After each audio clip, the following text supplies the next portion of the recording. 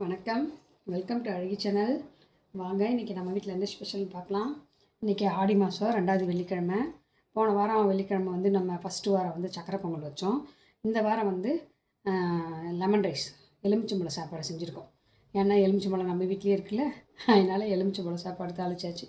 Lemon rice, புளியோதரை, தயிர் சாப்பாடு இதெல்லாம் எனக்கு அவ்வளோவா பிடிக்கவே பிடிக்காது. இருந்தாலும் இன்றைக்கி பரவாயில்ல, தாளிச்சாச்சு. இன்றைக்கி ஒரு நாளைக்கு ஓட்டிக்கலாம் அப்படின்னு சொல்லி சாமிக்காகவும் செஞ்சாச்சு. இது வந்து நெய் சாப்பாடு, சூடாக சாப்பாடு வடித்து கொஞ்சம் நெய் போட்டு, இங்கே வேறு நெய் இருக்கு பாருங்கள், நெய் போட்டு சாமிக்கு வச்சேன். இன்றைக்கி இதுதான் நம்ம வீட்டு ஸ்பெஷல். அப்புறம் வந்து நம்ம எல்லாருமே டெய்லி யூடியூப் பார்ப்போம்ல, காலையிலே பார்த்துருவோம். எப்படியா இருந்தாலும், எவ்வளோ பிஸியாக இருந்தாலும் ஒரு தள்ளி விட்டுருவோம்.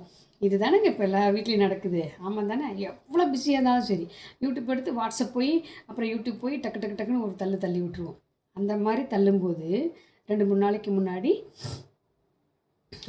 பழனி ஆச்சி பற்றி பேசுகிறதுக்காக தான் இந்த வீடியோவே. பழனி ஆச்சி வந்து பெட்டில் படுத்திருக்காங்க, உடம்பு சரியில்லாமல். அவர் வந்து தூக்குறாரு, கொஞ்சமாக பால் கொடுக்குறாரு, கொஞ்சோண்டு கஞ்சி மாதிரி என்னவோ கொடுக்குறாரு, அதுக்கப்புறம் கொஞ்சமாக தண்ணி கொடுக்குறாரு. ஐயோ, சொல்லும்போதே எனக்கு மனசு கஷ்டமாக இருக்குதுங்க. கொஞ்சமாக தண்ணி கொடுக்குறாரு. இதெல்லாம் பார்த்தேன் நான். அப்புறம் அவங்க ஆச்சி கூடயே படுத்து தூங்குறாரு. ஒரு தடவை இந்த பக்கம் தலை வச்சு தூங்குறாரு, அதுக்கப்புறம் இந்த பக்கம் தூங்குறாரு. அதாவது எந்திரிச்சு பாட்டியை ஃபாலோ பண்ணிகிட்டே படுத்திருக்காரு. உண்மையிலே பாட்டி கொடுத்து வச்சவங்க தான். அந்த மாதிரி ஒரு ஆள் கூட பாட்டியோட இறுதி காலம் வந்து பாட்டியோட அவர் இருந்திருக்காரு. பாட்டி நிஜமாக கொடுத்து வச்சவங்க. எப்படி பார்த்துக்கிறாங்க, பெத்த குழந்தைங்க கூட இந்த காலத்தில் பார்த்துக்க மாட்டாங்க, அப்படி பார்த்துக்கிறாரு. பாட்டியோட இழப்பை நம்மளாலேயே தாங்க முடியல. இப்படி நான் நைட்டு வீடியோ பார்க்குறேன், காலையில் இறந்துட்டாங்கன்னு வந்துச்சு. பாட்டியோட வீடியோ நம்மளாலேயே பார்க்க முடியலையே, இழப்பை நம்மளாலே தாங்க முடியலையே.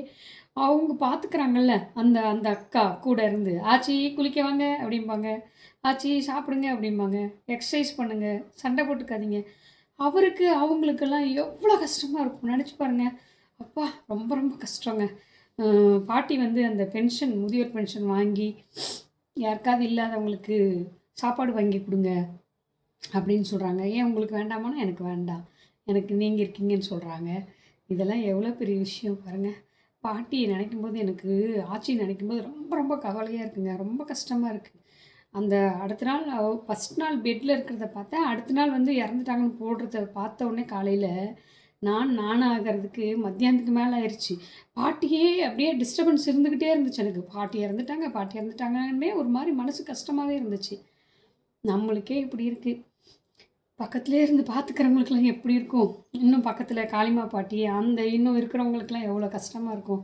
ரொம்ப ரொம்ப கஷ்டமாக இருக்குதுங்க. மனுஷனோட வாழ்க்கையை நினைக்கும்போது இதுதான் மனுஷனோட வாழ்க்கை.